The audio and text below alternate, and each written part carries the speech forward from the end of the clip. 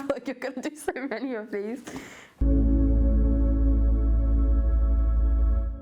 Hürriyet ve istiklali timsal olmuş bir milletiz. Mustafa Kemal Atatürk.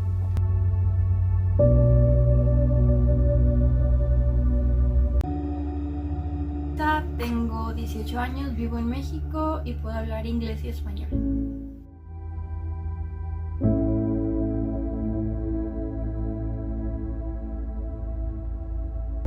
Ciao, mi chiamo Maya, ho 17 anni e sono italiano. Jeg heter Karoline Koloen og er fra Norge. Jeg skal nå si et sitat fra en bok jeg liker. For en uventet vilje til å overleve fra noen som ikke har noe å leve for.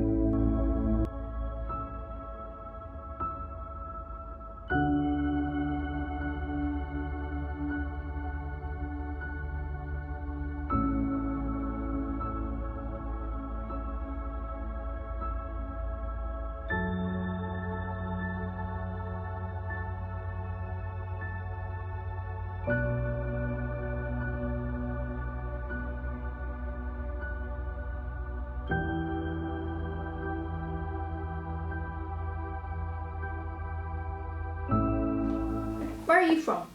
I'm from Turkey. I'm from Spain. UK. Mexico.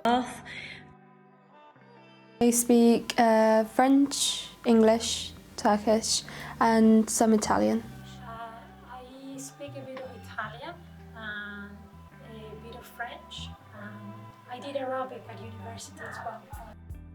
Do you think England has a language problem? I think so. I wouldn't say that it's a language problem. 62% is not that bad. It's okay, especially for England anyway. I'd say it's quite... England has a language problem because of colonialism. It made us lazy. It also made us arrogant. We just expect that wherever we go, everyone can speak English, which just isn't the case. Most foreign people who come to England will know enough English to get by, but most English people who go abroad to Spain or France or wherever just expect to be able to shout loudly and slowly in English, and that it just smacks of pure arrogance and ignorance. I think we can see how the language classes are being reduced. Languages are being dropped, like in the case of German. It's not taught in many schools nowadays, so no, it's not taught in colleges when sixth form. Well, English I had to learn because I'm currently living in England, and Italian I learnt because I was born in Italy and I was raised there. Turkish because my parents are Turkish, and French I'm doing an A-level French. I can speak French fluently and Italian near fluently.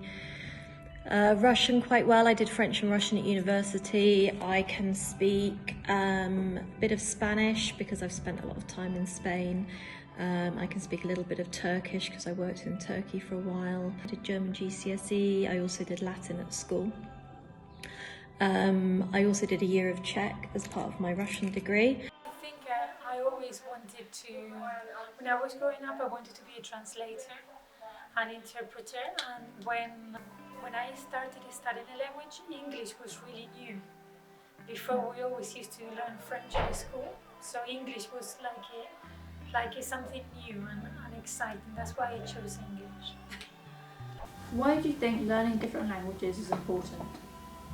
When you learn a language, you learn their culture as well, and I think it's quite important to understand each other and just be more accepting to other cultures and languages as well. My own personal experience is that it gives you a completely different view of the world, because if you are able to speak the language of the country that you are in, you get to know people in a completely different way, and you get to see the country in a completely different way. You connect on a different level, you connect on a more profound level if you can speak the same language as someone. It also makes your brain work in a different way. I know that if I'm speaking Russian, my brain is 2 steps ahead of what my mouth is saying. If I'm speaking in French or Italian, my brain is definitely 1 step ahead of my brain is 1 step ahead of my mouth, let's say. On a different note, it's meant to protect against Alzheimer's because it keeps different pathways open in your brain. And it's kind of like problem solving, because if you can't think of a way to say something in a foreign language, you have to kind of work around it, see if there's another way that you can express yourself. I think it's really, really important, because I think that by learning about a language, you learn about the culture of the people, you learn about their society, you really get to know what a person from a different country, they really feel or what, you can connect better with them. I think for me there's nothing more satisfactory than being able to speak to someone in their language. It's the best feeling. And I think people really appreciate when you make the effort to use their language and to try to understand them. Okay. What did you think of language lessons at school? They were okay, I'd say, but in secondary school it's not really that much of a big deal. In college it's more serious. Language lessons at school, I left school in 1989, so quite a long time ago. My language lessons were generally really, really boring. We worked from textbooks all the time, and they were completely different to the lessons I offer at school now. Well, I wasn't, to be honest, I wasn't very impressed with my language lessons at school.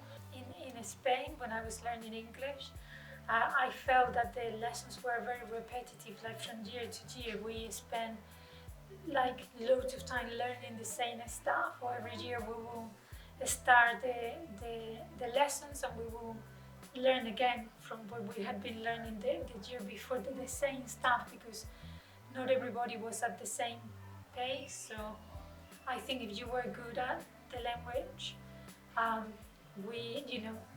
you could get bored, because the teachers were trying to cover for the students that were not as good. Right. Do you think the way we are teaching in England is the reason why most English students give up learning a language by 14?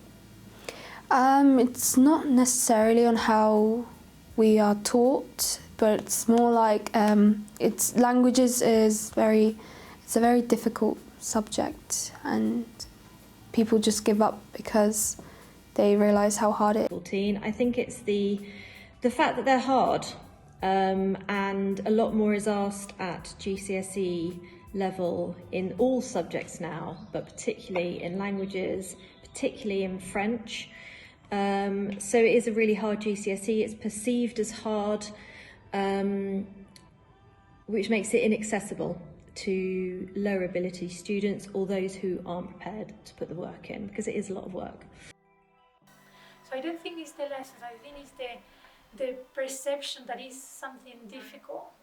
And of course, it requires a bit of work and it requires dedication. Yeah. But I think it's not the lessons, I don't think. And some students, they say, no, I decided not to do a language because it's very easy for me to get an A star in this subject, but it's going to be really hard if I do Spanish or if I do French.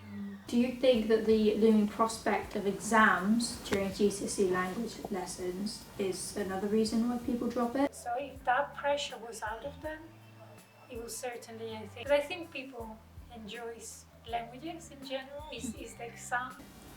There are lots of stages to an exam, to a language exam especially.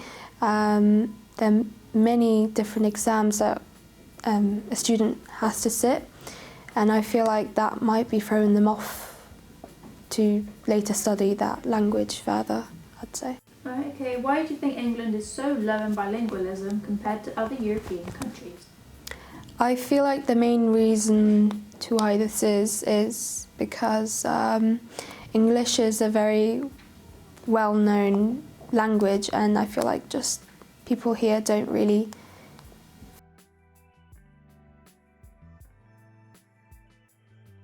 Okay, why do you think England is so low on bilingualism compared to other European countries? I think part of it is many countries and many people in other countries, they speak English. So I know I've talked to people and people say, you know, if I go to Turkey, if I go to Spain, people speak to me in English. Why should I worry about learning another language if the people already know? So I think that's one of the main reasons. Do you know that no matter where you go, in most cases someone will speak English or will speak enough English to help you by. I recommend everybody should learn another language.